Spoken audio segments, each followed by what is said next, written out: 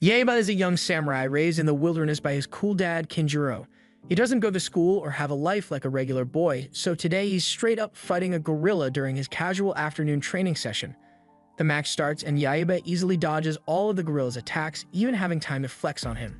But gets a little too cocky and gets caught and thrown into the air. With the help of his other animal friends, he's able to get a mid-air boost and he ends up falling down to deliver the strongest overhead sword strike you've ever seen right on the gorilla's noggin. Yaiba and the animals celebrate and his dad comes over to congratulate him. "Good job, son." "Beating gorillas is a piece of cake," Yaiba replies. But then all the other gorillas see that their homie just got taken down, so they surround them having dirty looks on their faces. At first, Kenjuurou thinks about taking them all on at once, but later realizes that he only has one life, so they all immediately start running away while the gorillas chase them. Yaiba and Kenjuurou end up hiding in some cargo crates filled with bananas as they see the gorillas run by. But then one of the blind cargo workers doesn't see them in there, so he places the lid on the box and nails it shut, trapping them inside. Just like that, they are put in a truck, heading straight for Japan. Meanwhile, at the airport, little Sayaka waits around and finally spots her dad, Raizou, walking in. She rushes over to him. "Congrats on winning the Asia Kendo Championship," she says. Raizou pats her head, thanking her, but deep down he feels that he can never be a true champion until he defeats Yaiba's dad, Kenjuurou. Just then, they hear some strange sounds coming from behind them. They look back and see Yaiba flying right towards them. Yaiba can sense that Sayaka's dad is pretty strong, so he draws his sword, challenging him to a fight. But Sayaka steps in, trying to protect her dad, using an umbrella as her sword, and boldly asks him who he is. Yaiba confidently introduces himself. After Sayaka's dad hears his surname Kurogane, he starts to wonder whether his dad is the arch-nemesis Kenjuurou Kurogane. Our boy Yaiba has never seen a girl before in his life, so he looks at Sayaka and asks her, "What are you?" He realizes that Sayaka is an actual girl, so he goes crazy and immediately tries to find out what's under her skirt, but Sayaka unleashes her ultra instinct and bonks him on the head, which makes Yaiba conclude that girls are scary. Just then, Kenjuurou is seen at the other end, running toward them while the police trail behind him. Raizou spots him from a distance and gives off an evil smirk. This is the moment he has always waited for, his chance to find out who will emerge victorious in their legendary battle. Raizou strikes his pose, but Kenjuurou just grabs him. "Let's get out of here, man." After which, Yaiba and Sayaka follow. They take a taxi to the city and Yaiba presses his fat face against the window as he looks at how beautiful the city is. Shortly after, they arrive at Raizou's house, where Kenjuurou tells Yaiba things are going to change from now on. "Welcome to your new home." Yaiba goes into the house and looks around, impressed by how nice it is, but is immediately thrown to the ground by his short-ass great-grandma who has never met him before. She asks Yaiba who he is. Kenjuurou walks in later, and after Granny sees the striking resemblance and ugliness between them, she immediately knows that he is Kenjurou's son and tells Raizou and Sayaka they should all keep them company and are welcome. About an hour later in the dojo, Yaiba is really excited to see the other samurais as he's eager to find a samurai who's either as strong as him or even stronger. Kenjuurou tests them all by tapping them on the back, and they all fail except one, who manages to block. Kenjuurou suggests Yaiba spar with that guy. Raizou doesn't think that's a good idea because that guy is Muto, the dojo's best samurai. Granny doubts that Yaiba would even stand a chance against him, but his father is confident in him. He sets a deal with Granny. If Yaiba wins against Muto in the sparring match, then they'll all live here together. But if he loses, they'll get lost. Granny agrees and tells Muto that he has permission to go full force, but Muto doesn't understand why because he's just sparring against a little kid. Yaiba stands there bored, telling Muto to hurry it up already and stop behaving like a gorilla, which makes Muto get really annoyed. Granny suggests that Yaiba wear some safety pads, but he replies, "Nah, Dad always says those are for weaklings. And besides, I've never lost a match to a gorilla, so I think I'll be just fine." This overconfidence pisses Granny off. The match commences and Yaiba starts things off by taking really heavy swings at Muto. Granny and Sayaka observe his fighting style and see that it's not the most efficient because Muto can easily see his attacks coming from a mile away. Meanwhile, Yaiba smiles, saying he's impressed at how strong Muto is because he hasn't even been able to land a single hit. Muto decides to go on the offensive this time and Yaiba starts to struggle and even gets slightly overpowered. But then Muto says something that makes Yaiba's two brain cells click. "We're not in the jungle, you dumbass." This makes Yaiba realize that in order to win this fight, he can't fight Muto the same way he fought the animals in the jungle.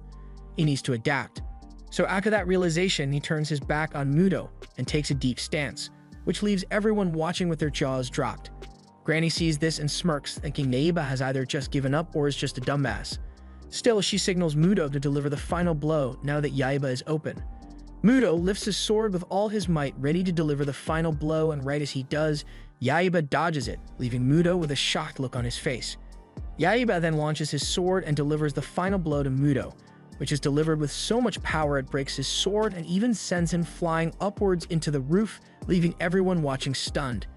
Yaiba realizes that he's won, so he hits his signature emotes while everyone just stares at him in disbelief of what just happened. Granny has never seen such raw strength and uncultivated swordsmanship in such a young boy before.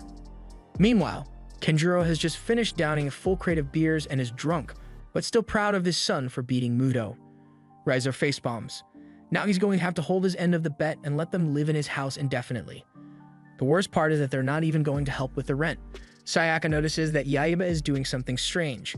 He has tied Muto to the roof and is holding a wooden stick. She asks him what he's about to do, but he replies, saying it's survival of the fittest, just like he does in the jungle. This pisses Sayaka off, so she tells him, "You're not in the jungle anymore, you fool." In the middle of the night, while Sayaka is trying to get her beauty sleep, she wakes up because Yaiba is training loudly on the roof for some reason. She comes out of her room, which shakes the house a bit and causes him to fall off the roof. She scolds him. "Do you know what time it is?" But Yaiba doesn't understand what she means because in the jungle, there's no such thing as sleep. Later that morning, it's now time for breakfast, so Yaiba rushes in to get his, but Sayaka stops him to ask a question about something that has been bothering her ever since he arrived. "Why do you have a tiger with you?" This is a tale that Yaiba loves to tell, so he starts off by narrating that one day, when he was in the jungle, he was trying to catch some fish but didn't have any luck. That's when the tiger snuck up on him and tried to eat him, but Yaiba accidentally blocked the attack by using his spear to hit the tiger right in the balls. The tiger fell into the water and started to drown. The movements of his actually helped get the fish out of the water. Ever since that day, he and the tiger started to spend quality time together, and just like that, they became best of friends. But judging by the look on Sayaka's face, she doesn't look satisfied by that story. Just then, Raizou realizes that he hasn't seen Kenjuurou, Yaiba's dad, all morning. That's when one of the maids comes to drop off a letter that he left for them before he left.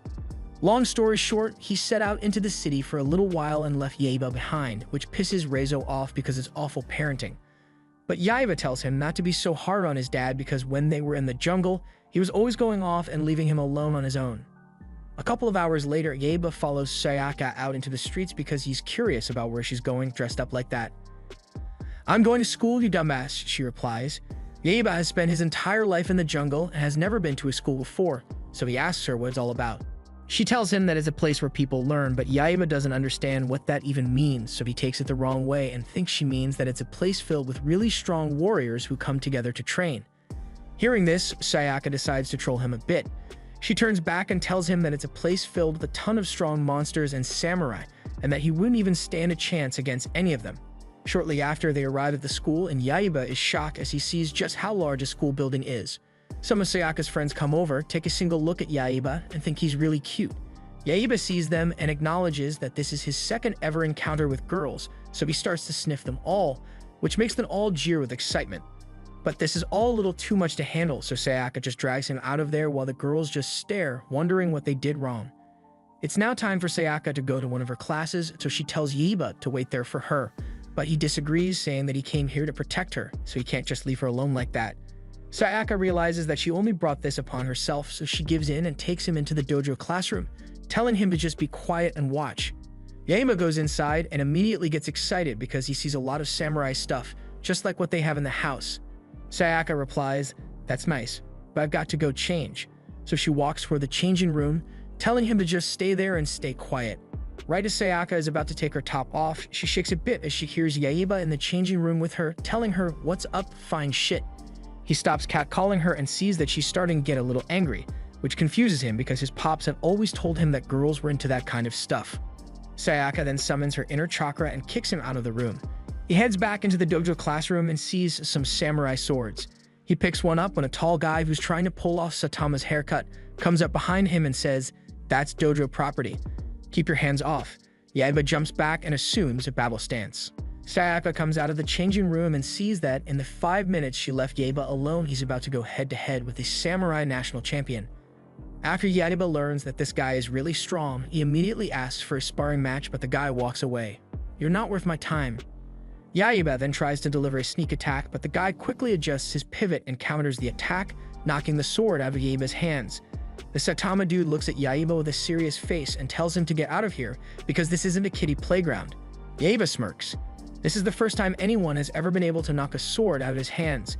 Yaiba introduces himself and asks for the guy's name. "I'm Takeshi Onimaru," he says, and just like that, Yaiba begins his lifelong rivalry with Onimaru. Quick backstory about Onimaru: he currently lives alone and takes care of his bird poultry, while his sister is away for the kendo seminars. But at least he texts her every day to update her on what's going on. He tells her that this year's national kendo competition is coming up, and as usual, he plans on securing the first place slot. His entire extended family has always supported him and are going to be watching the event, so he knows he can't screw this up and he won't be defeated. The next day at school, Yaiba is busy annoying Sayaka as usual. Then as he runs off, he accidentally bumps into his arch-nemesis, Onimaru. Yaiba is still hungry for a duel with him, so he draws his sword asking for one, but Onimaru just replies he'd rather barf, and besides, he's way stronger than him. He then walks away, going up the stairs while Yaiba follows, having an annoyed look on his face. Yaiba tries a sneak attack, but Onimaru already saw that coming, so he swiftly sidesteps it and knocks Yaiba off his feet, making him lose the little aura he had left. Then before Onimaru leaves, he tells Yaiba to come back after training for a couple decades, and maybe he'll be stronger enough. After that, he walks away while giving off an evil laugh. At this point, Yaiba is really pissed off. Sayaka has a concerned look on her face, but she thinks that Onimaru isn't willing to spar with Yaiba, probably because he has nationals coming up, so he just wants to stay focused. She tries convincing Yaiba to just leave the dude alone, but our boy just ignores it and looks back at her, having a crazy look on his face, saying he's got an idea. A couple hours later at the Shoryuken dojo, Sayaka is starting to get worried because she hasn't seen Yaiba at all since their last encounter, and she just knows he's about to do some dumb shit. In the boys' locker room, Onimaru can't find any of his samurai gear, making him feel frustrated. Then one of the snitches tells him that he saw Yaiba with him earlier in the hallway. This is confirmed when Onimaru finds a letter that Yaiba left behind, which says, "Hey you idiot, it's Yaiba." Onimaru crumples the paper in anger and then rushes outside, where he sees the first part of his training gear sitting right out in the open. Onimaru is confused why it's just out there like that. Then as he bends down to pick it up, he triggers the trap set for him. A bucket of water falling from above, but he swiftly dodges it and says it'll take a lot more than that to catch him lacking, with a smirk on his face. Meanwhile, Sayaka has already started training in the dojo, and she's worried because it's been close to 30 minutes since practice started and Onimaru and Yaiba are nowhere to be seen. Onimaru is seen dashing through the hallways as he sees the next piece of his equipment, but right before he gets there, he triggers the tripwire that was set, causing the lockers to fall onto him, but luckily he escapes right in the nick of time. As he picks up the gear, a hidden arrow springs out, but he dodges it, so it only manages to graze his face. He then smirks and hits the most iconic anime one-liner, saying things just got interesting. Yaiba sits on top of the roof, wondering what's taking Onimaru so long to get there, but just then, Onimaru bursts through the door, carrying his gear and panting heavily. Yaiba yet again asks for a sparring match with him, but Onimaru refuses and just tells him to give him his gear back because he's not fighting a loser like him. That said, Yaiba throws his headgear off the building, and as he rushes to go get it, Yaiba kicks him in the shins, which makes him stumble a bit, but he's still able to grab the headgear. After that, he does a lot of unnecessary parkour, and even sticks the landing for 5 extra aura points, which makes everyone around stare in shock. But he immediately loses those aura points as he falls into the pit that Yaiba dug up for him. Definitely didn't see that one coming. Yaiba looks at him from above, asking him whether he wants to reconsider the sparring match, but Onimaru still refuses, so Yaiba just fills the hole with different sports balls and closes him in, after which he walks away. The next day, Onimaru is trying to feed his birds, but he can't hide the fact that he is so pissed off at Yaiba for what he pulled yesterday, saying if it's a fight he wants, he's gonna get it. Onimaru later realizes he's raising his voice at his birds, so he apologizes to them. A couple hours later, Sayaka is watering the street for some reason, but in the next moment, she's shocked to see Onimaru standing right in front of her asking for Yaiba. Sayaka tells him that Yaiba isn't at home right now, but right as Onimaru responds, he accidentally steps on Katagora, the family tiger. She's not in the best mood today, so she charges at Onimaru trying to attack, but using just 3 strikes. Onimaru puts her down for the count. Granny then walks in after seeing that display and tells Onimaru that a swordsman shouldn't be acting that way. She also overheard that he was looking for Yaiba, so she tells him she heard him mention he was heading to his house earlier. Right as he hears that, he immediately rushes back home before Yaiba can do anything dumb. After he leaves, Sayaka expresses her concern because she thinks Yaiba is going to get his ass beat by Onimaru, but Granny has faith in him and thinks it's actually going to be the other way around. Yaiba arrives at Onimaru's house looking for him and requesting a duel, but he doesn't find him there. Instead, he finds Shonusuke, his old vulture friend who flew all the way from the jungle just to come and see him. As Onimaru rushes back home, he sees Yaiba flying on Shonusuke in the opposite direction, then a feather falls right in front of him, so he just knows they messed with his bird poultry. Onimaru gets home and sees that his bird poultry has been torn down. The leftover birds even have tears in their eyes because of the trauma they just witnessed. This only makes Onimaru's hatred for Yaiba grow even stronger. Yaiba also gets home and sees that Onimaru had hurt Katagura. Sayaka says it's only fair since he's been messing with him ever since he got here, but Yaiba doesn't care. He's holding a grudge. They both run towards each other and meet in the town square. They draw their swords, ready to fight. One of the police officers tries to separate the fight, but they just tell him to stay out of it. Their match starts with Yaiba delivering a strong kick to the face, but Onimaru calls him a cheat and tells him to only fight with his sword. Sword to sword, they are always evenly matched in power and technique as they dance all around the market square, blocking and dodging each other's attacks. Yaiba flips him onto a bus and they continue the fight there, but they are still an even match for each other. The bus takes a hard turn, making Yaiba fall into the neighboring truck filled with logs of wood.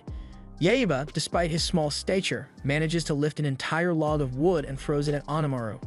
Onimaru easily uses his sword to slice it up, but after he does, Yaiba is nowhere to be seen. Yaiba hid behind one of the logs of wood Onimaru chopped up. He sneaks up behind and launches an overhead attack, but Onimaru still manages to block it. As a last resort, Yaiba decides to bite Onimaru right on his face, causing blood to leak out of his injury. After that, Onimaru is disoriented, so he throws a careless strike. Yaiba dodges it and quickly follows it up with a forehand strike, which connects on Onimaru's face, causing him to fall to his knees. Yaiba acknowledges that he has just defeated his arch-nemesis Onimaru, so he jumps up to celebrate, but unfortunately, he ends up splattered on a road sign, just like one of those old-timey cartoons. Later that evening, both Onimaru and Yaiba are seen whining like babies as they dress the wounds from their fight. Granny walks up to Yaiba. She heard about the fight, but she's not happy that he had to bite him in the head to win, so she doesn't consider that a victory for him. That said, Yaiba is determined to defeat Onimaru fair and square the next time they fight. After Sayaka is done dressing his wound, he, Katagura, and Shonusuke go up to the roof for some training, but he kicks both their asses in record time. That training method has become way too easy for him now, so he tries blindfolding himself and telling them to attack him, but they aren't too sure why he would want that. Sayaka is also curious why he's doing that, so Granny explains to her that he's training his Shingen. His Shingen opens one's mind perception. If Yaiba masters it, he would be able to sense his opponent and anticipate their next move. It's just like what he did when he fought the samurai earlier. It's a very critical skill in sword fighting. Yaiba tries fighting Shonusuke and Katagura using his perception, but he hasn't mastered it, so he quickly gets knocked down while they celebrate with laughter. Still with that, Yaiba isn't discouraged and says, "Let's try that again."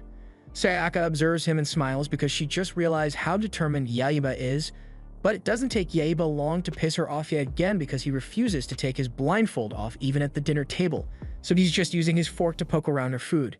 That night, Sayaka is naked in the bathtub, reminiscing all the events that happened today, but just then, Yaiba walks in with his blindfold on and clothes off, and he's wearing a blindfold, so he doesn't even know she's in there. Sayaka blushes as she takes a look at Yaiba's tiny soldier, after which she kicks him out.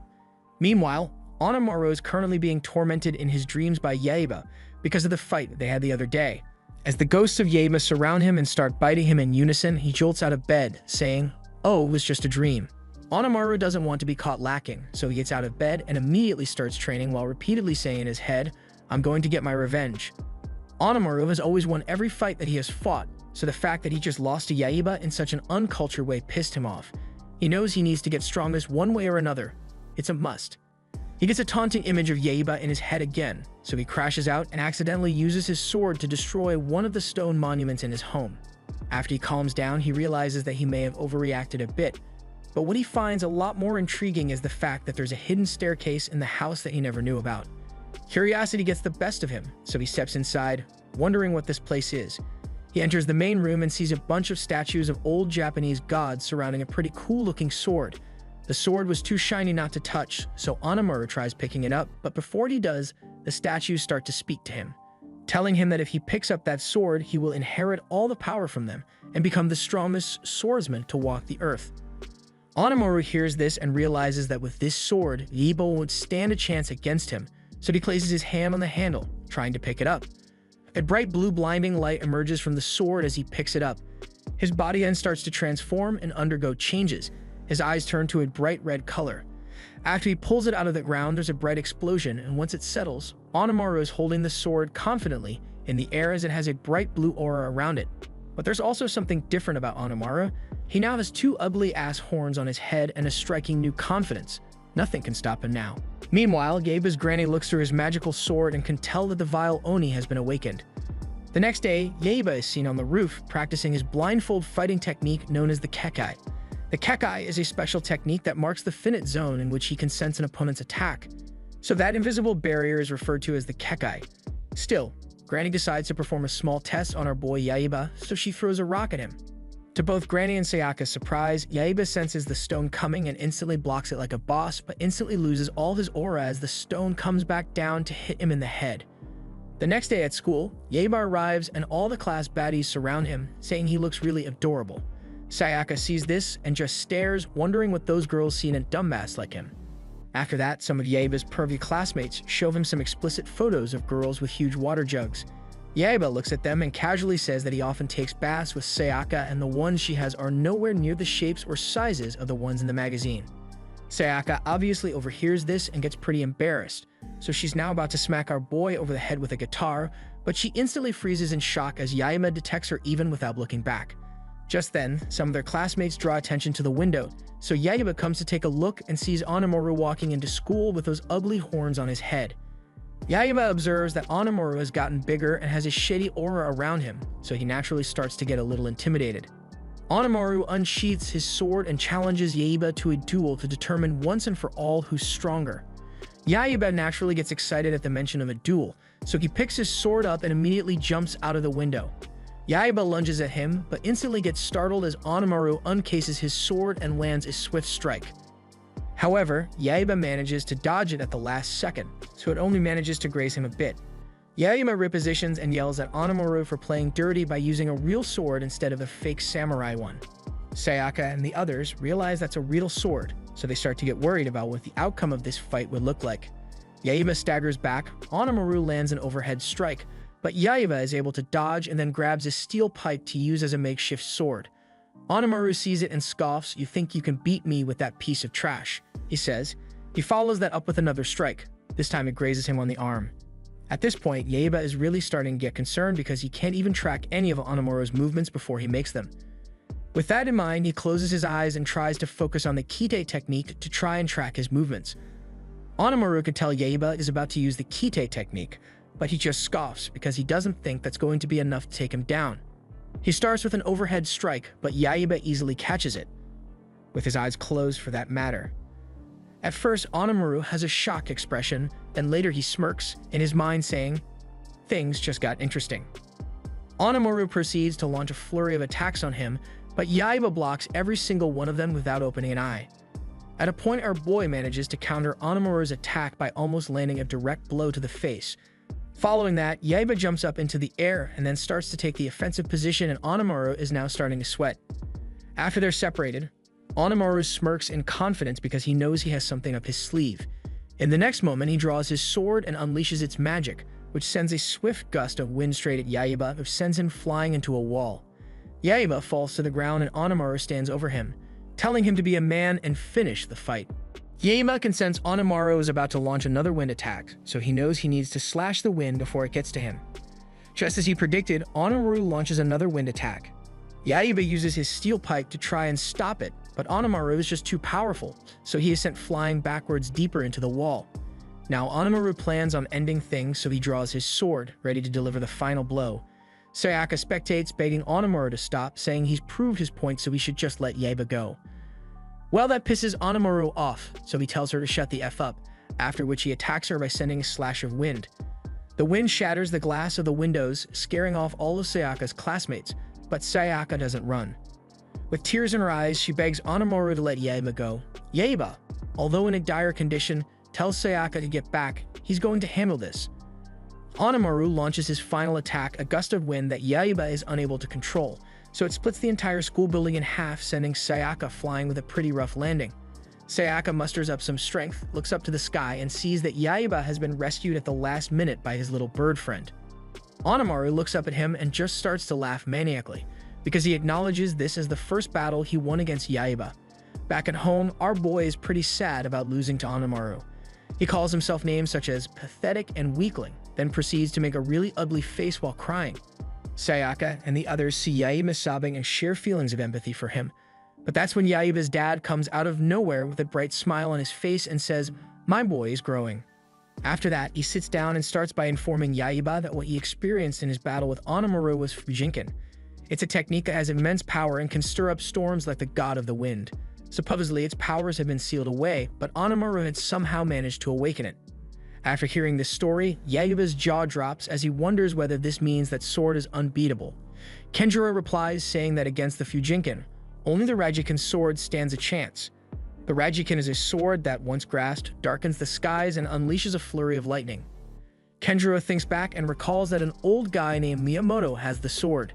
Yaiba is eager to know where he can find the sword, but his father warns Yaiba, with a serious look on his face, even if he was somehow able to get the sword, it would take him years to learn how to safely wield it. Yaiba claps back, saying, "I don't care how many years it takes, I'm going to find that sword and use it to kick Onimaru's butt." Kenjuurou finally gives in, saying the sword is up at Mount Tengu. Sayaka hears this and says she knows the place. Yaiba just smiles maniacally, because he knows he's going to make her take him there anyways. Meanwhile, Onimaru is busy checking himself out in the mirror, wondering what he's going to do with all this power he now has. That in mind, he thinks to put his new power to the test. In the next scene, Sayaka wakes up tied to Katagora's back as Yaiba walks in front of them, saying she's going to take him to Mount Tengu to go and get the magic sword. Along the way, Sayaka complains of her clothes being too messy, so Yaiba brings out a couple of clothes he got from her room, but Sayaka doesn't really like the fact Yaiba was rummaging through her clothes. But still, she has no choice but to put them on. Yaiba steps away to go find some food for them to eat, all while Sayaka stands there wondering whether this Miyamoto guy is actually in these woods. About an hour later, Yaiba manages to catch some meat, he roasts it, and everyone seems to be enjoying it. Just then, they all hear a rustling sound. They look back to see what it was.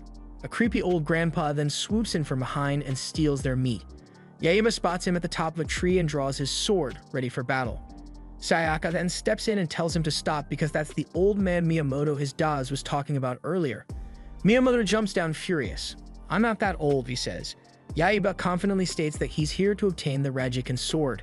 Sayaka proceeds to beg Miyamoto, saying he should just give them the sword and then they'll be out of his way. Miyamoto surprisingly agrees, so he tells them to follow him. He takes them to his house, but it's more of a tree house. Yaiba finds it to be kind of strange, but Sayaka is actually really fascinated by it.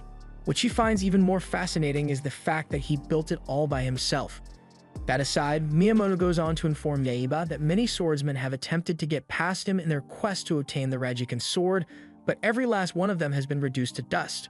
Only a legendary samurai can wield the sword. For over 400 years, he has watched over that sword, waiting for the legendary samurai to come and claim it. The old man's full name is Musashi Miyamoto.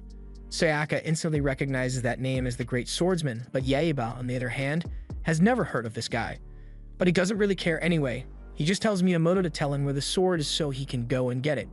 Just then, Sayaka spots it out in the open, stabbed into the ground. They all immediately head over to it. Sayaka, first of all, tries pulling it out of the ground, but she immediately gets struck by a bright stream of lightning. After that, Miyamoto explains that the blade strikes anyone who's unworthy. Miyamoto thinks them being here is a huge waste of time, so he tells them to leave. But just then, Yaiba pulls it out of the ground with ease. Sayaka is excited, Miyamoto drops his jaw, falls to the ground, and starts to think about his life. Even he wasn't able to pull that sword out in his prime, but this kid has pulled it out with ease. Could he be the legendary samurai he's waited centuries for? That's when he makes up his mind. He's going to mold Yaiba up to be the strongest samurai he's ever known. But honestly, Yaiba might have too much brain rot for that. After that, Yaiba tries to use the sword, but it's so heavy that he falls down with it. Miyamoto sees this and can tell that he's several light years away from mastering that sword. In order for him to brand the sword, he needs to first of all forge a spirit capable of conquering the thunder god's power within. That said, our boy decides to lock in. He draws the sword and maintains a deep stance while trying to summon the thunder god. The clouds get really dark. Yaiba starts to get struck by some thick yellow lightning, while everyone around just looks on. He manages to control the lightning and launches a thick beam of electricity across the floor.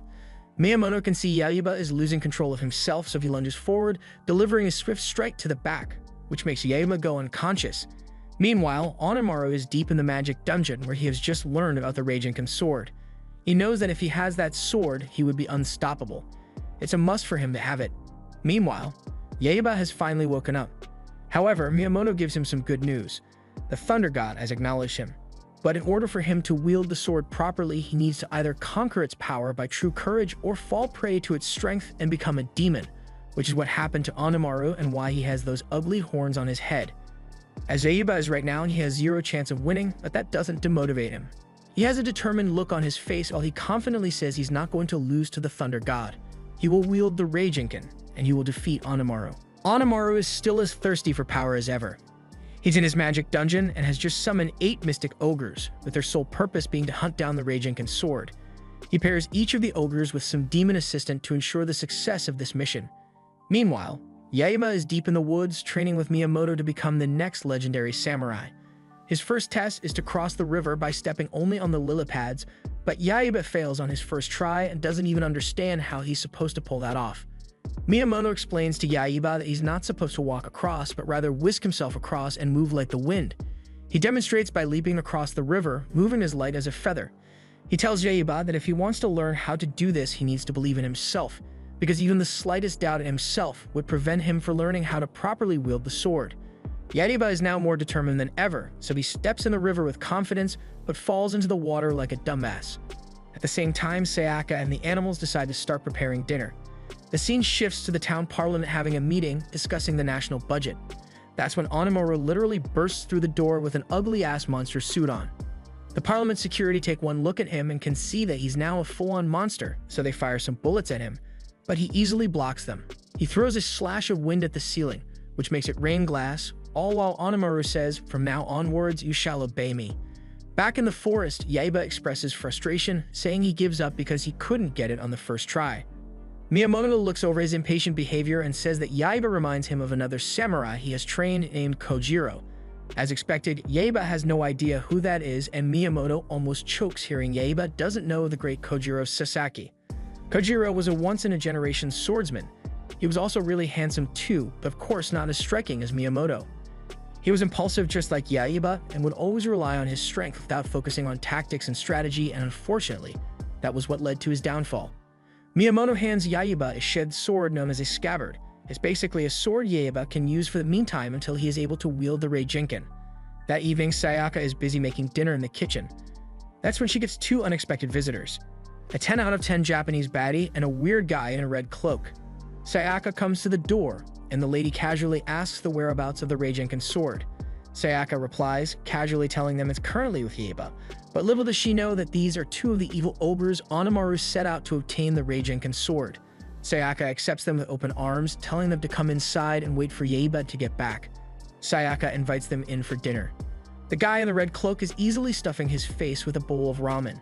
Sayaka suggests he take his cloak off, he's probably really hot in it. He thanks her for being so kind and agrees to take it off, but the lady uses her monster tail to slap him back to his senses. Just then, Yaiba walks in, saying he's starving. Sayaka welcomes him in and tells him that they have company. Miyamoto hasn't had any action in a long time, so he gets a little overexcited when he sees the beautiful lady inside the hut. But that's when the 2 guests decide to show their true colors. They launch an attack at Yaiba, throwing him out of the hut. Miyamoto takes an offensive stance against them and asks who they are. The guy in the cloak finally reveals himself to be a fat-ass crocodile named Garuda. The once beautiful lady transforms into a giant snake named Zapapukamus. They expected Yaiba and the others to be afraid or intimidated, but instead they just burst into laughter at how absurd their names sound. This pisses the ogres off, so they unleash their minions. Sayaka sees that things just got a lot more serious, so she tells Yaiba to stop laughing and focus. Right before they can get attacked, Yaiba springs into the air and lands a coordinated attack on the first wave of minions. Miyamoto observes that move from Yaiba and informs Sayaka that it's called the Shoken, a technique that uses laughter to agitate one's opponent and create an opening. Yeah, it's a sneaky move to use, but throwing one's opponent off guard is the most basic of the basics. Miyamoto watches how easily Yaiba is taking the minions down. Maybe he was wrong about Yaiba all this while. This time Zeppapo strikes, catching Yaiba off guard, but luckily, Miyamoto was there to bail him out. At the same time, Sayaka gets surrounded by some of the minions. She bluffs, saying they should get back because she knows jujitsu. One of them grabs her from behind. Katagura sees this and immediately springs into action trying to save her, but by the time he gets there, she already took him down with a single strike to the head. Meanwhile, Jiroda starts to fight Yaiba. He uses his long-ass tongue to grab the sheath of the sword, forcing Yaiba to unsheath the sword and unleash the power of the Thunder God. Miyamoto sees this and knows this is bad news because Yaiba hasn't been able to contain the power of the Thunder God, meaning that he'll likely get consumed by it. Yaiba gets consumed by the Thunder God, just like Miyamoto expected. He's about to deliver a very deadly slash of lightning, but luckily, Miyamoto is there just in time to knock him unconscious. But strangely, Yaiba regains consciousness and is now stuck in the Thunder God mode, meaning that he has no control over his mind or body. He roars and then sends a thunderbolt towards Miyamoto. He swiftly dodges it, but it ends up setting his treehouse on fire. Yaiba starts to attack everyone in sight, including the ones on his side. Miyamoto looks at Yaiba and shakes his head. Yaiba is now too far gone. The Thunder God is going to devour him if this keeps up. In the next moment, Yaiba locks eyes with Jiroda and is about to land a fatal blow on him, but Miyamoto steps in at the last second and protects him. He further asks Jiroda for a temporary truce, saying they'll need to work together to defeat Yaiba or else they're cooked. Jiroda understands the situation and agrees. Given the current situation, they are left with no other choice but to cut Yaiba down. They both charge at him, but Yaiba is somehow able to handle both of them at the same time, after which he launches a heavy thunderbolt, which destroys a tree that almost crushes Katagura and Sayaka. Miyamoto now has a new plan. He attacks from above while Jiroda attacks from the side. Jiroda sticks to the plan and stalls Yaiba for a second. Then in the next moment, Miyamoto jumps in about to deliver the final blow, but Yaiba still manages to block it. As their swords collide, the orb containing the power of the Thunder God falls out, so Yaiba returns back to his senses and is no longer under the influence of the Thunder God.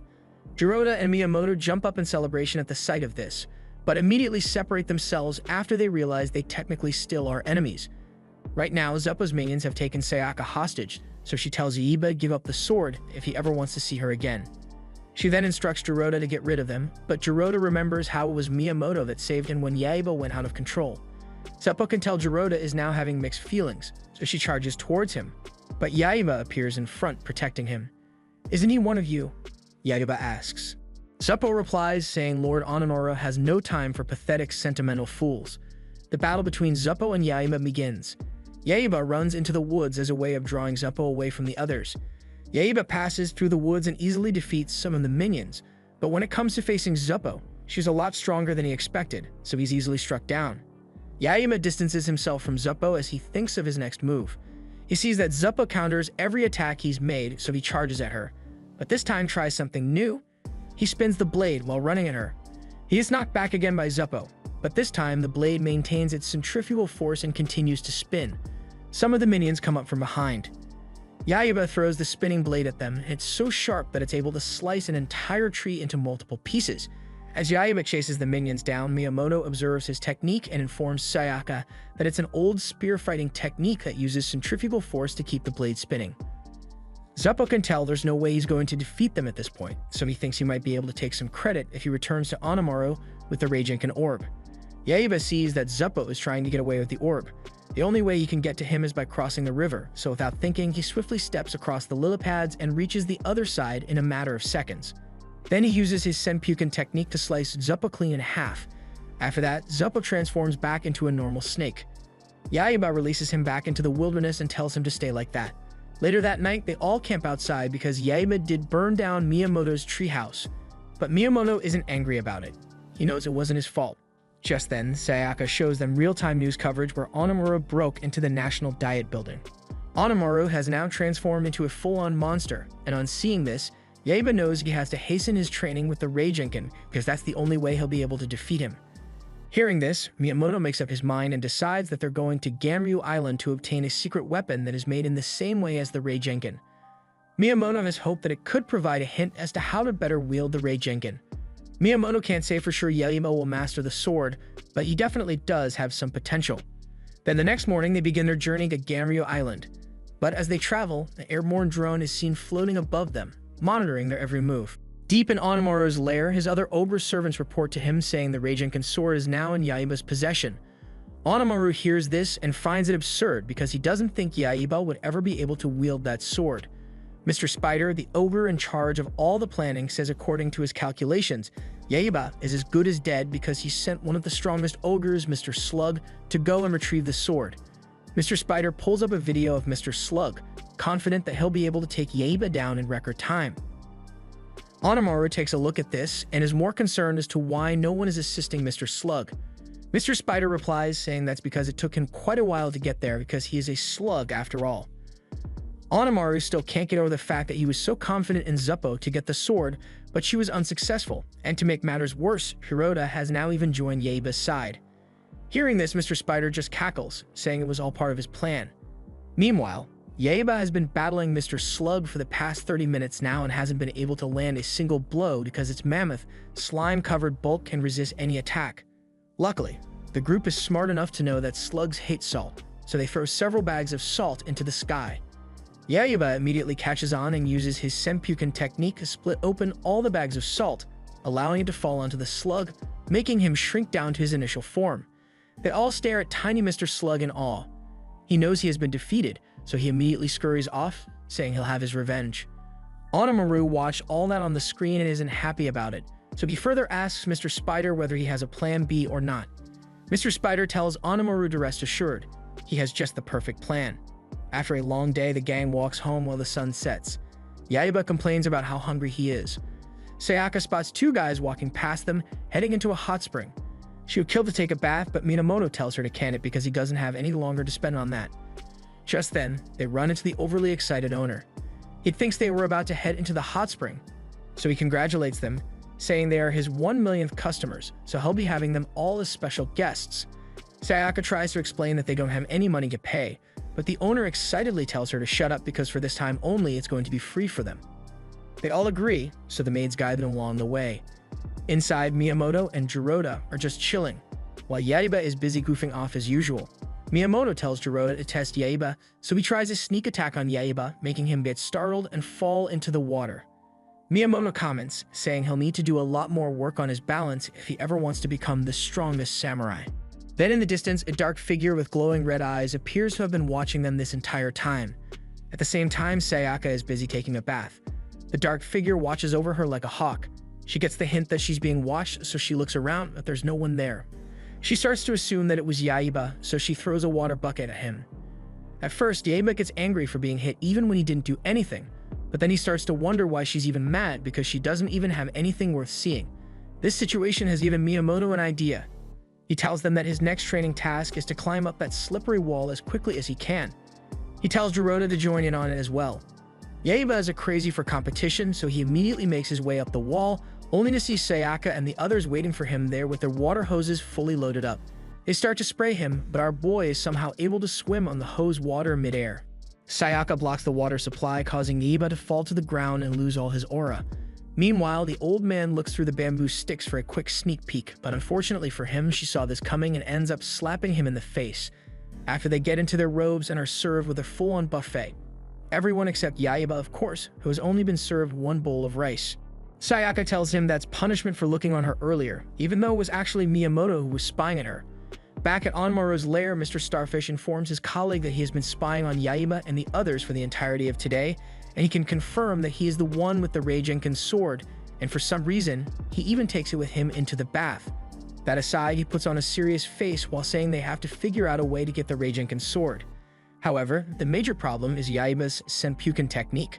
The other ogres start to brainstorm, wondering whether it would be possible for them to get the Raijinkan sword without having to fight Yaiba. They start to think that if they could transform like how Mr. Snake did, things would work out a lot better. But even with that, they would have to fight the moment they reveal themselves. Then after planning for a while, their brain cells finally click and they get an idea and start to plot it together. Meanwhile, Yaiba has just devoured several bowls of white rice because although Sayaka said it was okay for him to eat rice, she never specified the limit.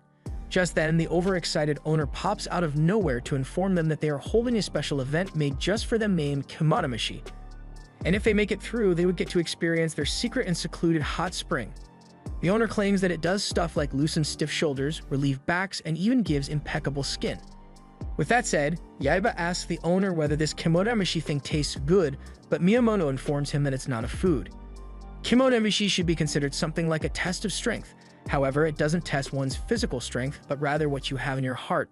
It still sounds like a load of fun to Yaiba, so he suggests that Sayaka comes along too. Judging by the look Sayaka has on her face, she's not too sure about it, but the manager tries to persuade her, saying it's an extremely special hot spring, one they won't find elsewhere.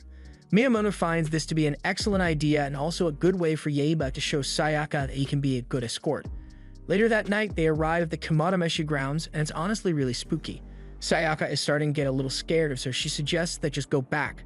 Just then, they get startled by Mr. Starfish. He lies, saying that he works for the inn and is here to explain how the Kimodameshi works.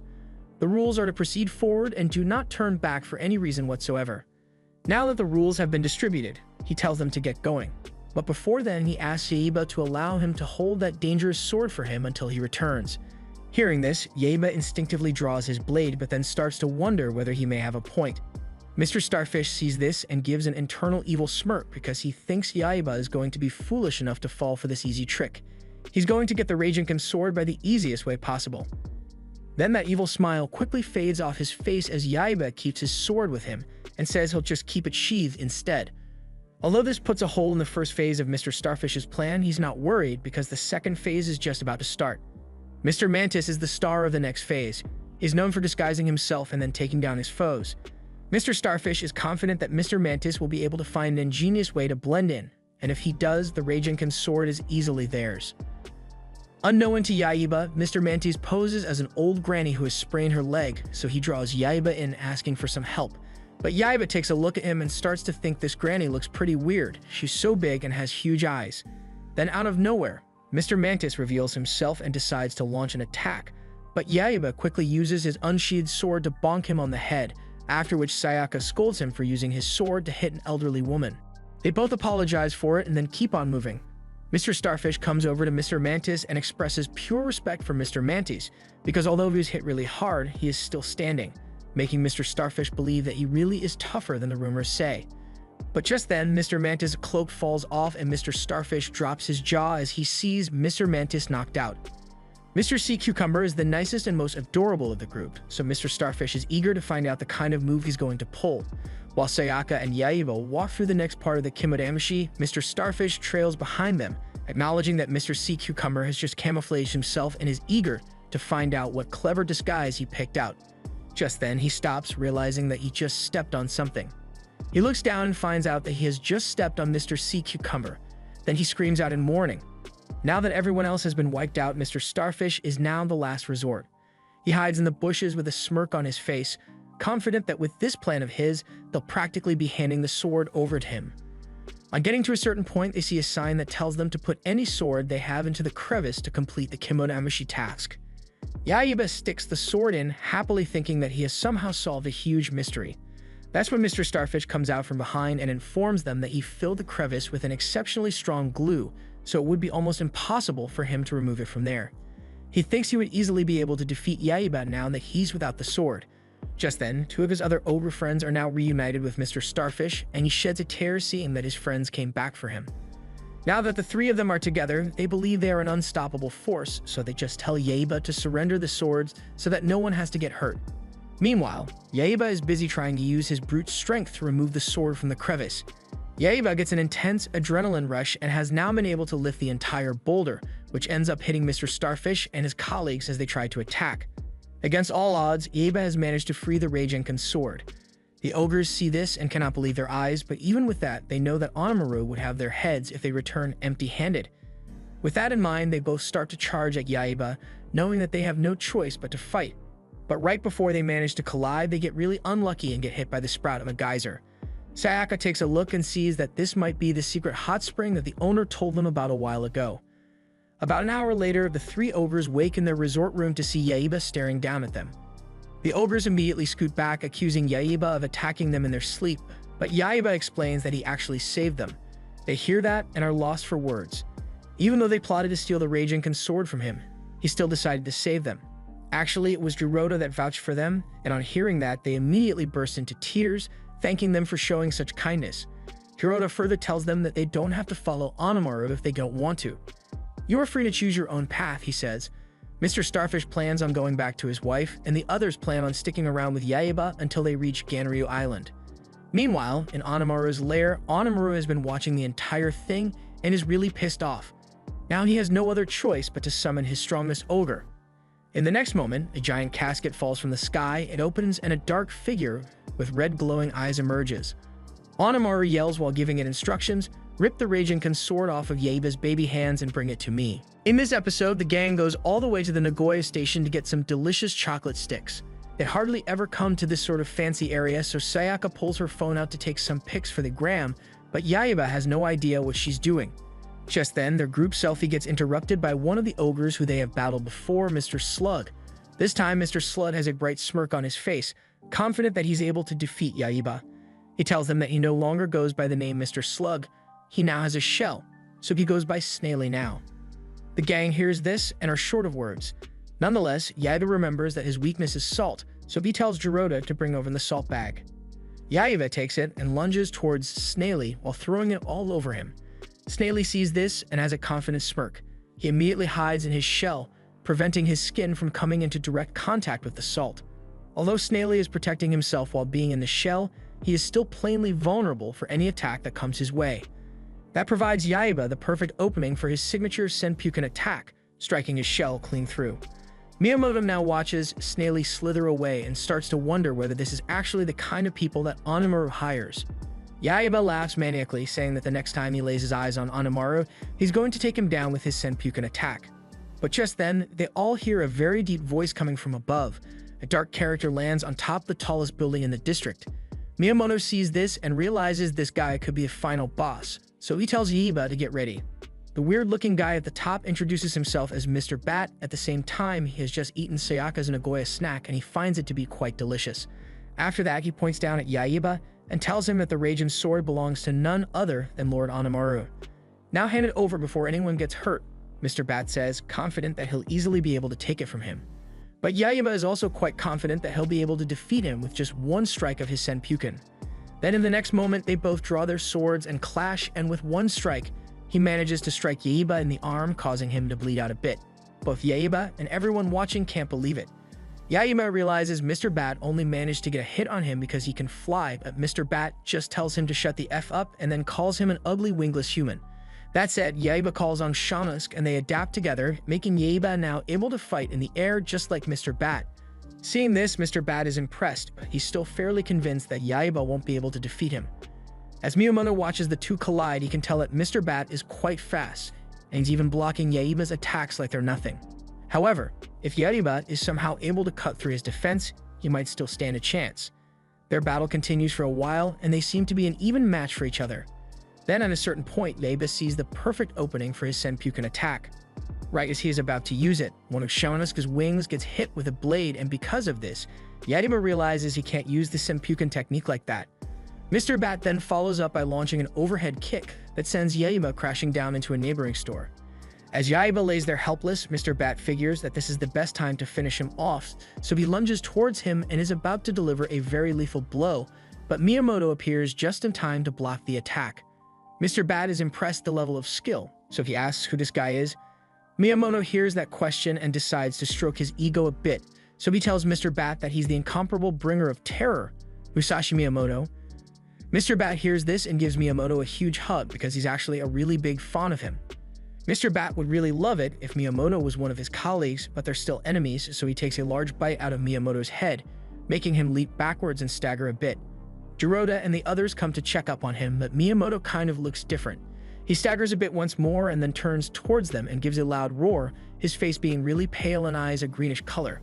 Following that, Mr. Bat orders his minions to now attack Sayaka, but Yaiba swoops in to attack at the last minute, after which he hops on Shaunusk and flies away with Sayaka.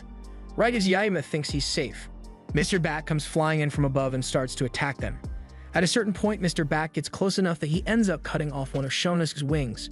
Yaiba and Sayaka then start plummeting to their doom. Yaiba grabs Sayaka and tells her not to let go, then they end up falling deep into the river. Meanwhile, Mr. Bat acknowledges that Yaiba managed to get away this time, but both Miyamoto and Shaunusk have now become his minions. With this, he knows he's one step closer to claiming the Raijin sword. Later that night, Yaiba and Sayaka sit together on the bridge.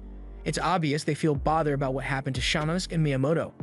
Because of this, Yaiba tells Sayaka to hand him the orb that gives him the power of a thunder god. He knows that's the only way he would stand a chance against Mr. Bat. However, Sayaka fears that if he uses the orb again, he might get consumed by the thunder god's power again and become a demon, just like what happened to Onimaru. Yaiba argues, saying he'll be fine and that he's been training. Even with that, back when Yaiba got consumed by the thunder god's power, Miyamoto was there to snap him out of it, but now, there's nobody here to do that for him. At this point, Yaiba is really frustrated because not even his signature Senpuken attack was able to stop Mr. Bat. He's going to need to think of something clever to take him down. Just then, their hearts drop as they hear Mr. Bat's voice call out to them from afar. He's confident Yaiba won't escape this time. He summons several of his demon minions surrounding Yaiba.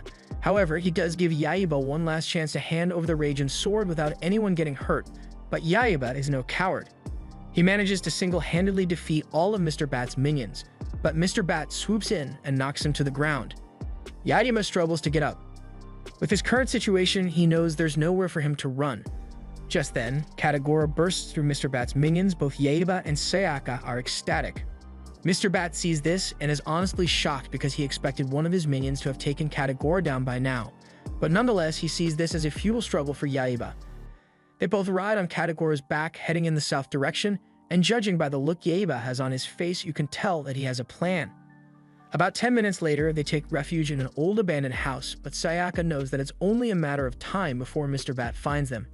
She turns her back and sees Yaiba in a really ugly samurai suit, wondering where he's going with this. Katagura's spidey sense activates, so they all assume their best hiding spots. Mr. Bat bursts through the door and doesn't see anybody, although he can sense their presence, so he slices through one of the samurai suits and sees Sayaka in there. This provides the perfect opening for Yaiba to come up from behind and land a perfect strike on Mr. Bat. Yaiba knows that was a clean strike, still he wonders whether that would be enough to put Mr. Bat down for good. In the next moment, Mr. Bat is dazed but still standing because he blocked it. This makes Yaiba hate himself for not using his Senpuken technique. The strike only managed to remove his sunglasses, but Mr. Bat is still really pissed off. He's surrounded by a fake purple aura, so you know he means business now.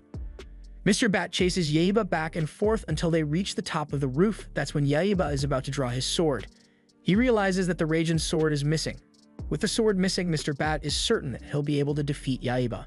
Meanwhile, Sayaka has just found the Raijin sword lying on the floor, so she tries to pick it up, but she can't even pick it up, so she wonders how Yaiba has been carrying it around all this while. Nonetheless, she calls over Katagura to help pick it up. She knows she has to get it over to Yaiba or else she's cooked. Along the way, they run into some of Mr. Bat's minions, but they quickly run past them because they know they don't have time to face them. Meanwhile, Yaiba is locked in a heated battle with Mr. Bat without a sword. Though he manages to dodge and weave through the attacks, it's clear he's on the losing side. Just then, Katagura and Sayaka arrive to toss him his sword. He immediately tries to use his Senpuken technique, but Mr. Bat tosses a dark orb inside it, which would prevent it from spinning. However, Yaiba is confident that he'll be able to chop Mr. Bat in half even without his Senpuken technique. They both clash blades for a few moments, but Mr. Bat is still managing to overpower him. Mr. Bat throws him on the floor and is about to deliver the final blow. Yaiba watches his life flash before his eyes. This is how it all ends.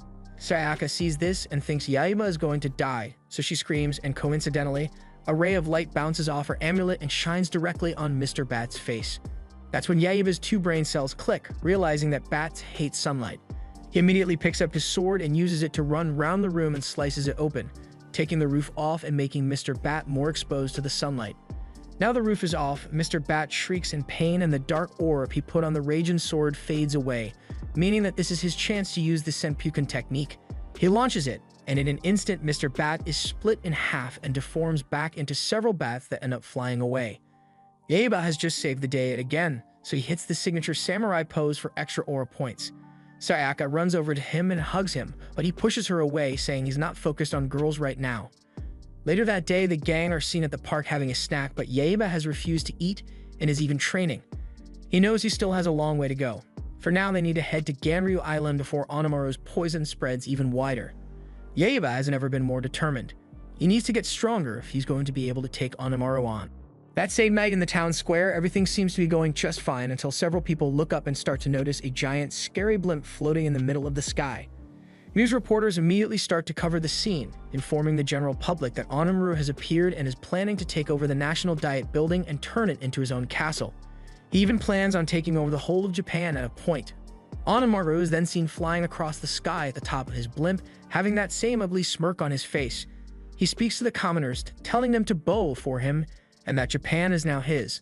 The commoners hear this, and let's just say they're not happy about it. They say they'll never bow down to him. Onimaru sees that the citizens are retaliating, so he decides to give them a little sneak preview of the kind of power he holds. He draws his sword and uses his wind magic to slice a tower building in half, which makes the citizens start to get scared as hell. After the building falls, Onimaru tells them all to remember what they all just witnessed, after which he gives off an evil laugh. On the blimp, Mr. Spider draws Onimaru's attention and informs him that Mr. Bat just got smoked by Yaiba. Onimaru is surprised to hear this because Mr. Bat was one of his strongest ogres. He's further informed that Yaiba and his gang are now heading to Ganryu Island, so he instructs Mr. Spider to get there before them and revive this world's most legendary samurai, Kenjuurou Sasaki. Meanwhile, Yaiba and the others are in a boat that's sailing towards Ganryu Island. Miyamoto stands in front, telling them the story of the great Kenjuurou Sasaki. Yaiba is going to need the making of his sword, and if you're wondering what makes it so special, it has the ability to extend and shorten at will, which basically makes it the most overpowered weapon. The sword making is called the Mono, and over 4 centuries ago, Miyamoto dueled Kenjuurou for that very making and won against him. Yaiba is curious as to how he managed to pull it off, so he explains, saying he heard Kenjuurou had obtained the making. He devised a very smart, top-secret plan. He won that battle with Kenjuurou simply by coming late. Sayaka calls it sneaky, but Miyamoto calls it the art of war. Just like Yaiba, Kenjuurou had the patience of a flea, so he quickly grew angry and irritated. Then the duel commenced. Kenjuurou started off with his signature technique, but Miyamoto quickly parried and then unleashed the crushing blow. Yaiba hears this and doesn't believe him, so Miyamoto brings out a novel that was written about the entire battle to prove it. It was even a bestseller at Ganryu Island. He walks over to him and urges him to read it. Then a few moments later, they arrive at Ganryu Island. Mr. Spider follows Onimaru's orders and got there before them and is now looking everywhere for Kenjuurou's making. He lifts a grave over and sees Kenjuurou's dead body lying in his grave. Kenjuurou was buried with his making, so Mr. Spider simply takes it out, acknowledging that the makin's ghostly powers must have kept him from mummifying. Mr. Spider mixes up some potions that help restore Kenjuurou's youthful body, and after it's done, Kenjuurou looks as good as new. Now all he has to do is let out 4 centuries of making magic, and with that power, all he would have to do is pinpoint the moment of Kenjuurou's death and open a portal into the space-time continuum. The portal opens and he sticks his finger into it to bring out Kenjuurou's soul and sticks it into his corpse. A few moments after sticking it in, Kenjuurou still hasn't moved a muscle, so Mr. Spider starts to wonder whether he might have done anything wrong. He even slaps him across the face several times, but he's still giving no response. But then in the next moment, Kenjuurou jumps out of the grave and looks really pissed off while he points his blade at Mr. Spider, asking him why he laid his filthy hands on his blade. Mr. Spider starts to panic, explaining to Kenjuurou that he died 400 years ago and he was the one who brought him back to life. Kenjuurou can't believe his ears. How could the most legendary swordsman of the century have been killed? Meanwhile, Mr. Spider checks his tracking device and sees that Yaiba and his crew have just arrived. He panics and tells Kenjuurou to put everything back to how it was in Hyde. He doesn't want them to suspect a thing. Shortly after, Yaiba and the gang arrive on the island and can already see the bronze statue. Kenjuurou and Mr. Spider hide behind the statues, hoping Yaiba's gang won't find them. That's when Kenjuurou hears Miyamoto's voice and instantly recognizes it. He starts to recall and realize that he fell for his stall tactics. He then looks at the statue that was built of him and wonders whether he actually did get killed by Miyamoto. Mr. Spider further explains that's why he came here to resurrect him after all. Miyamoto is currently unaware that Kenjuurou has been resurrected, so he first of all drops some words of respect for him. Kenjuurou hears this and starts to get a little flattered, but in the next moment he gets a little too cocky and starts to roast Kenjuurou, saying he'll never be as good or handsome as him. That statement really pisses Kenjuurou off, so he slices the statues to pieces. Then he stands on top of it cinematically and announces that he's returned from the land of the dead to destroy him. Miyamoto's heart almost stops working as he can't even understand what's happening. Mr. Spider comes out from hiding and is about to introduce himself as one of the 8 ogres, but Jirota beats him to it, so he's now a bit upset. But that aside, Mr. Spider simply asks Kojiro to kill them all, and Kojiro agrees to do it, starting with his arch-nemesis Miyamoto. He looks around wondering where Miyamoto is. Yaiba points down to the grumpy old man and says that's him. Kojiro sees and can't believe his eyes. Miyamoto used to be almost as handsome as him, but now he looks like a decrepit fossil. Miyamoto roasts Kojiro back, saying his 400-year nap wasn't even enough to save him from being chopped. In the next moment, they both draw their swords and Miyamoto lands the first blow, but Kojiro easily blocks the attack. They are now currently in a back-and-forth exchange. Miyamoto says Kojiro has somehow managed to improve while he was in his coffin, but Kojiro feels that Miyamoto's old butt just got weaker. After some separation, Kojiro uses his extend sword technique. Yaiba watches and is impressed to see that the sword really does get longer, just like the stories he heard.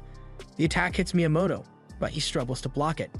Kojiro is now convinced that age has caught up to Miyamoto because his old self would easily have been able to parry that. Miyamoto is at his limit.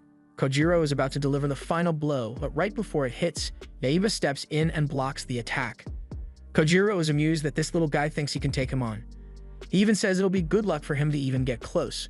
Their battle begins with a swift exchange of blows, but it's very obvious that Yaiba is getting overpowered. This calls for his signature Senpuken technique, so he jumps into the air ready to deliver it. Although Kojiro has never seen a move like this, he knows exactly how to deal with it. He simply uses his extend technique to knock it out of his hands. Now they're both on the ground. Kojiro explains that he didn't even need to face his Senpuken attack head-on. All he needed to do was deflect from below. The Senpuken was Yaiba's trump card, so now he doesn't even know what to do. Kojiro is ready to deliver the final blow. Miyamoto sees it and immediately gasps for air because he knows the lethal move Kojiro is about to pull. He plants his sword downward, imitating an overhead attack. Yaiba blocks at the last moment, but then looks to the side to see that Kojiro changed direction and is about to slice him to pieces. At this point, Yaiba knows he's a gunner.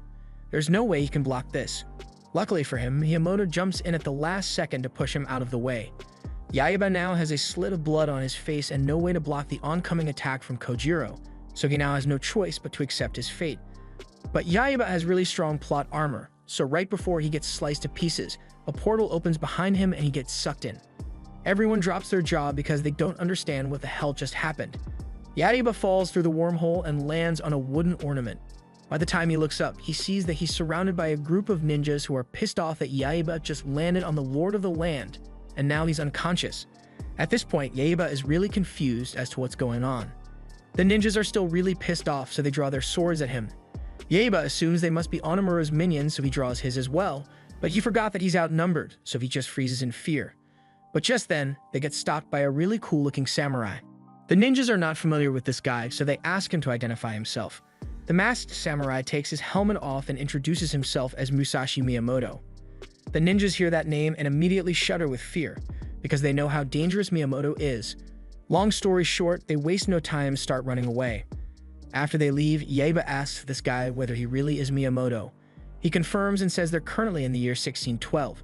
Yaiba's little pet hears that and immediately gasps in shock, after which he informs Yaiba that they just underwent a 400-year time warp to the Edo period. And once Yaiba realizes that, he also gasps in shock for a second, but later calms down because he's so stupid that he doesn't even know what a time warp is. Later that day, Yaiba and Miyamoto are walking through the town square. Yaiba has explained that they traveled here through a time warp, but Miyamoto still finds that very hard to believe.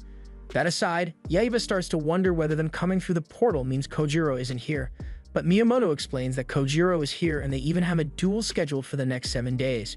Just then, they look in the distance and see Prime Kojiro being surrounded by all the town baddies, telling them that he's definitely going to defeat Miyamoto.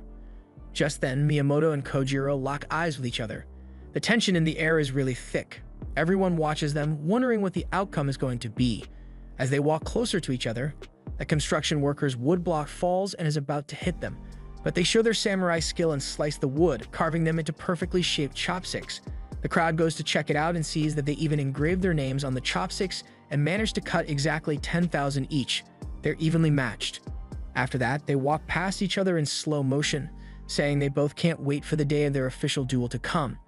Yaiba's pet starts to brainstorm and recalls that Lord Onimaru mentioned that Kojiro's body was still usable, And if the Kenjuurou of their time appeared in his grave, it's only left to assume that Mr. Spider created a portal that reached back into the moment before Kenjuurou's death and somehow managed to take his soul before it happened and placed it into the coffin and resurrected him.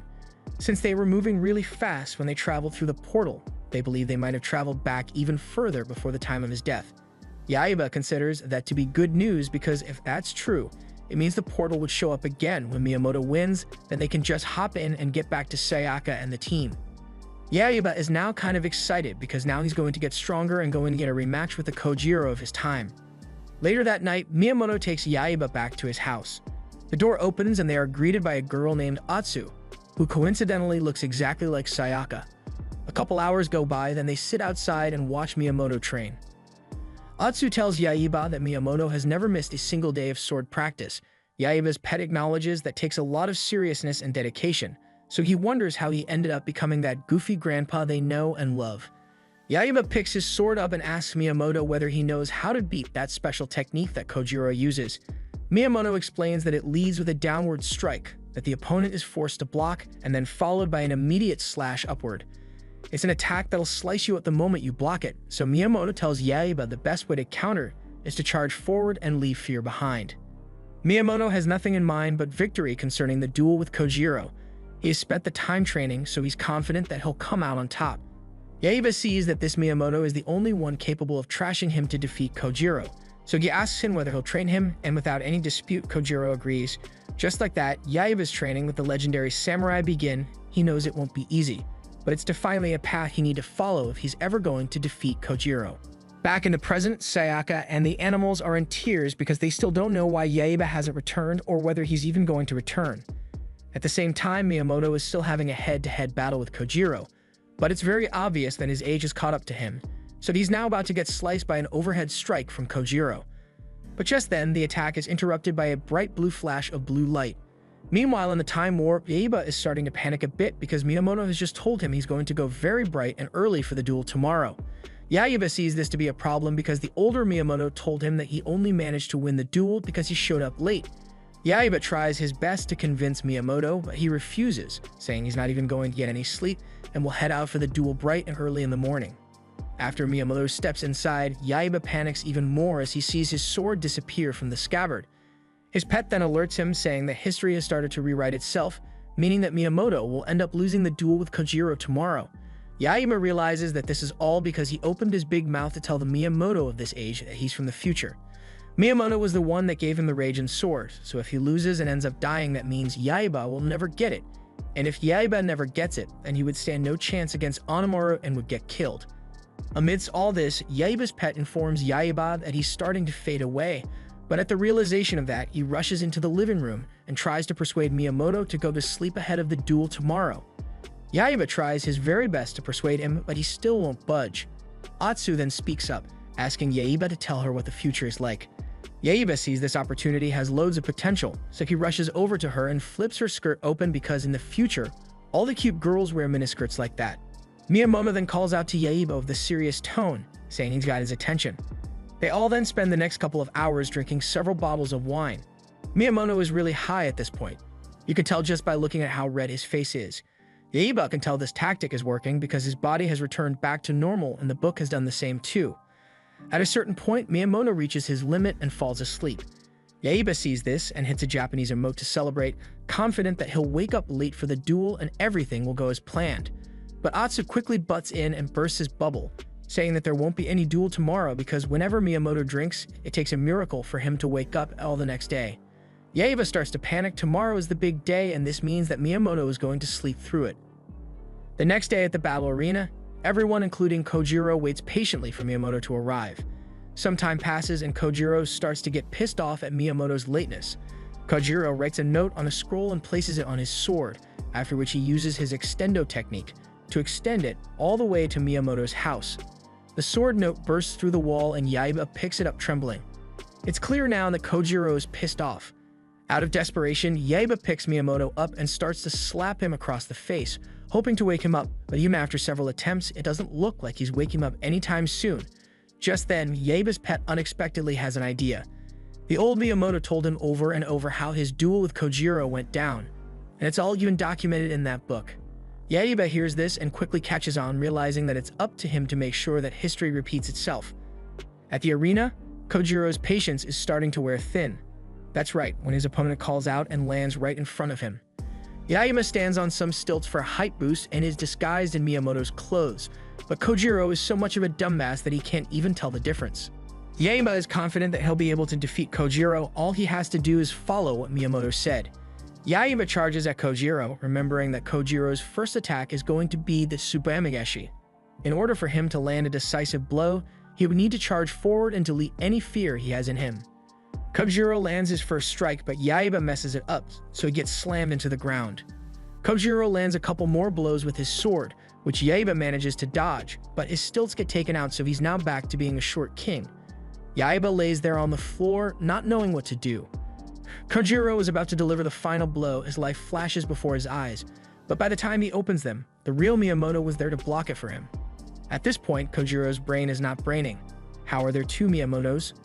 Miyamoto assures him that he is his true opponent, and now that Kenjuurou is sure of that, their battle begins with some light sword clashes. Kenjuurou uses his sword extendo technique, but Miyamoto flexes on him by easily jumping over and standing on it. Yaiba spectates and is at a loss for words. After some separation, they both charge towards each other. Kenjuurou uses his Tsubamageshi, but instead of just blocking, Miyamoto charges forward and counters.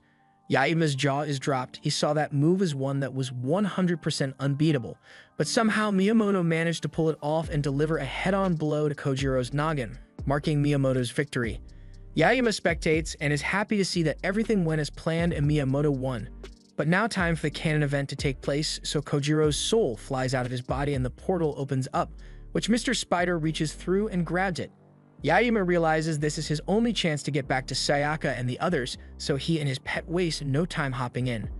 Now back in the present, old man Miyamoto is currently on his last legs against Kenjuurou.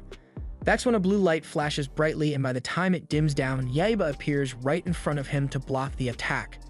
Seeing this, Miyamoto and Sayaka are ecstatic. Yaiba draws his sword and has a serious look on his face, saying to himself that this time he's going to defeat Kenjuurou's Tsubamageshi. Kenjuurou launches it. Yaiba deletes all the fear in him and manages to block Tsubamageshi for the first time ever. Kenjuurou is shocked. Miyamoto celebrates it with passion. Still, Yaiba gets knocked down by Kenjuurou's sword extendo technique. Kenjuurou advises him to give up. He doesn't have a sword making, so there's literally no way he's going to defeat him. Still, Yaiba doesn't give up. He stands up and recalls what the young Miyamoto taught him. A true samurai must first of all believe in himself. Old man Miyamoto hears that and realizes that Yaiba is now ready to control the power of the Thunder God, so he urges Sayaka to give him the Raijin Sword Orb. Sayaka throws it, and it sticks perfectly into the sword. However, Yaiba is scared that he might get turned into a monster again, but Miyamoto just tells him to shut up and use it anyway. Yaiba activates the power of the sword and is immediately covered by a yellow aura of thunder, and in the monster realm, the Thunder God has gripped him tightly, and he's struggling to break free. Everyone looks on, wondering what the outcome of the Raijin Orb would be. At a certain point, they fear that Yaiba might have been consumed by the Thunder God again. But he proves them wrong by actually managing to control it. Now he glows with a bright green aura. Kenjuurou senses the change in Yaiba's strength, but still doesn't think that'll be enough to take him down. That's until he launches a thunderbolt in his direction, which he dodges by slicing his statue neatly into pieces. Kenjuurou tries to clown him for using projectiles, but Yaiba reminds him that he's the one with the magic stretchy sword. Then in the next moment, Yaiba summons his strength and launches a really heavy thunderbolt at Kenjuurou. Kenjuurou tries his best to block using his extendo technique, but it easily gets overpowered and gets sent flying. Kenjuurou has now been defeated, but Yaiba is suddenly starting to lose control over the sword. Miyamoto tells him to take it out. Yaiba struggles with it for a while, but then it falls out and he's now back to normal. He's now really exhausted, so he falls over and takes a little nap. As Yaiba remains unconscious, Miyamoto stares at him while acknowledging that this blade holds frightening powers. It demands complete physical and mental focus, but yet Yaiba still managed to persevere. He really has come a long way. Later that night in Onimaru's lair, he's having a meeting with a crazy-looking doctor who has just agreed to work for him. Mr. Spider then walks in. Onimaru immediately asks him for the Raijin sword. Mr. Spider panics a bit, telling him that he wasn't able to get it. However, he was able to resurrect Kenjuurou. This appeases Onimaru, after which he tells Kenjuurou that he would work for him. But unexpectedly, Kenjuurou refuses, saying he has no obligation to work for him. Mr. Spider knows just how much Kenjuurou hates Yaiba now, so he pulls up his monitor and shows a picture of Yaiba, saying he now holds the title of the greatest samurai. Kenjuurou hates the fact that the title of greatest samurai was stolen from him, so just like that, he vows to hunt Yaiba down and kill him, no matter what it takes. The next morning, Sayaka finally returns back to her family home and her parents are really happy to see her. But what she forgot to mention was that she brought along a lot of guests. Granny hears the news of her return and sees all the weird-looking people she brought into her home, and in a loud tone she asks, "Who the hell are you guys?" Sayaka takes her time to introduce them one by one, starting with Jiroda. The next she introduces as the great Musashi Miyamoto. They all hear that name and are in utter disbelief. Granny almost has a heart attack as she realizes that this old fart is the legendary Musashi Miyamoto. She heard all the rumors of Miyamoto being really handsome. He was someone she looked up to as her hero, so it breaks her heart when she finds out that he's chopped. Yaiba looks into the living room and can't believe that Kenjuurou is just sitting there, casually sipping his tea. Sayaka's mom mentions that she met him downtown. Apparently, he's been having some fun with Sayaka's mom. Miyamoto goes straight to the point and asks Kenjuurou what he's doing here. Kenjuurou explains that he's not here as a competitor, but here to visit an old friend. That's what Kenjuurou says, but deep down, he knows that he's here only to steal the Raijin sword from Yaiba. He believes it's the only thing standing between him and becoming the greatest samurai in the world. Later that day, they all have dinner discussing how effective Yaiba's Senpuken technique was against all the ogres he faced. Looking at the size of the Raijin sword, Granny is impressed that Yaiba can constantly carry it on his back. She sees it as a sign of maturity for him. Yaiba is confident that he's going to use it to pulverize Onimaru, but Miyamoto tells him to hold his horses because he still has a long way to go. He needs to learn how to control the sword and even needs to learn some new techniques. The thought of Yaiba learning new techniques intrigues Kenjuurou because it means he may become a bigger threat than he already is. That said, Yaiba and Miyamoto agree to start training as early as tomorrow morning for a new technique that would suit the Raijin sword. A couple moments later, everyone jokes around and eats, but not Kenjuurou. He knows that he needs to act before Yaiba becomes a greater nuisance. Later that night, Miyamoto plans on training Yaiba ninja style. Tonight, he's teaching Yaiba the art of stealth, and their first mission is to take a sneak peek at Sayaka while she's taking a bath. They arrive at the bathroom and are about to assume their peeking positions, but they accidentally step on a tree branch, so Sayaka hears them and pours a hot bucket of water over their heads. 10 minutes later, the two buffoons are seen with ice packs on top of their heads. Kenjuurou accuses them, saying it's because they wanted to get a sneak peek at Sayaka, but he denies it, saying it was just a coincidence that they were there at the exact same time. Yaiba rushes to take a look at Sayaka. Staring at her alone gives him a bright idea, so he runs out of there while telling Miyamoto to follow him. Shortly after that, everyone steps into the garden as Yaiba announces that he has a new fighting technique to show them. Yaiba draws his sword cinematically and attaches a light source to it, and at first it looked kind of cool to Miyamoto, but he later realized that he just attached a flashlight to his sword. Miyamoto yells at Yaiba at the top of his lungs, telling him that won't work during the daytime. After that, Miyamoto walks away disappointed, telling Yaiba that he should let him know when he's actually come up with a useful technique. Sayaka and Jiroda just walk away too, agreeing that it may take Yaiba a bit longer to perfect the technique. Yaiba spends the entire night till morning on the roof in his thinking pose, trying to come up with a new technique for the Raijin sword. He's been up there so long everyone has started to notice, and they're honestly even impressed by his concentration. It's been several hours since Yaiba's last meal, so he's really hungry right now. Sayaka could see that, so she comes to the top of the roof and shows him a tray of her famous rice balls. Yaiba gets ready to dig in, but instantly remembers that Miyamoto told him not to take another bite of food until he comes up with a new technique. With that in mind, he immediately turns his back, saying he doesn't have any time for rice balls. Jiroda and the others continue to make fun of his sword technique hunt, so it makes Yaiba crash out, telling them all to shut the hell up. Several hours later, Yaiba is still at the top of the roof, swinging his sword in different directions, trying to create the most effective sword technique. Just then, there's a stream strike of lightning, which makes him smile because he's just gotten an idea of what his new technique is going to be. Shortly after that, he assembles Kenjuurou and Miyamoto, telling them that in the time they were gone, he has been able to cook up 3 new fighting techniques. The first one is Dagger Downpour, which, as the name suggests, causes a downpour of daggers onto the opponent. After the display is done, Miyamoto bonks him on the head, saying, "That's not a technique, you dumbass." The next technique Yaiba cooked up is called the Yaiba Boomerang Slash, where he spins around with his sword and goes back and forth. He demonstrates this against them for a few seconds before he ends up crashing into a nearby building. Kenjuurou assumes that Yaiba is nowhere near creating a new technique, so he starts to walk away. He's seen enough. But Yaiba is yet to show them the third technique he learned, which is known as the Orb-less Lightning Strike. He jumps into the air and lands his sword in a zigzag motion against Kenjuurou. Kenjuurou is able to block it and push Yaiba away, but still he's shocked at the technique he just witnessed. This only means Yaiba is very close to finding the perfect technique. Miyamoto walks up to him and says that this lightning slash technique has some potential. Yaiba's perseverance is finally starting to pay off. Miyamoto can tell that it's only a matter of time before he learns how to control the Raijin sword. A sweat runs down Kenjuurou's face. He needs to steal the Raijin sword from Yaiba before he perfects this technique. The next day during Yaiba's training, he climbs to the top of a bamboo stalk and uses his new lightning slash technique to slice and dice the bamboo into pieces. Miyamoto counts the bamboo cutouts and scolds him because he only managed to cut 13 pieces. Yaiba hears this and is confused as to why that's even a problem. So Miyamoto explains that given the shape of the bamboo stalks, he's easily supposed to have like 50 cutouts of bamboo. That said, Yaiba climbs to the top of another bamboo stalk and tries again, but this time he falls on his face like a dumbass. Kenjuurou watches from a distance and has a smirk on his face as he realizes that it's only a matter of time before fatigue sets in, which means that all he has to do is await Yaiba's exhaustion. Yaiba spends the next half hour cutting down bamboo stalks using his new technique. Miyamoto reviews each one of them, saying that he definitely has improved his cutting technique, but still has a very long way to go. After that, Yaiba decides to take a break, so he sits on the floor and drinks some water. Kenjuurou watches from a distance and finds this to be the perfect opportunity for him to steal the Raijin sword.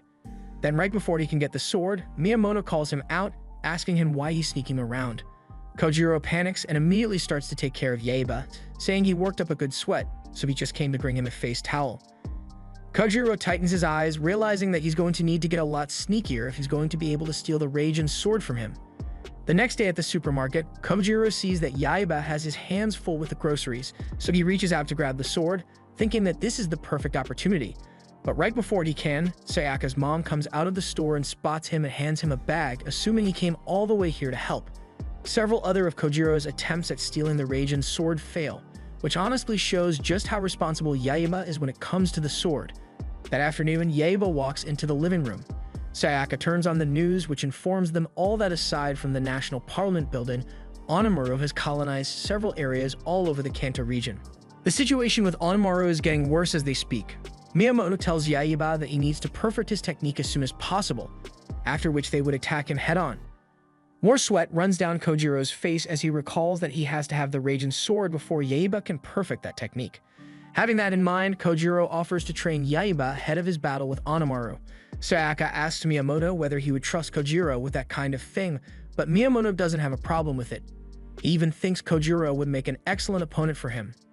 That afternoon, Kenjuurou and Yaiba are knee-deep in a tense sparring session.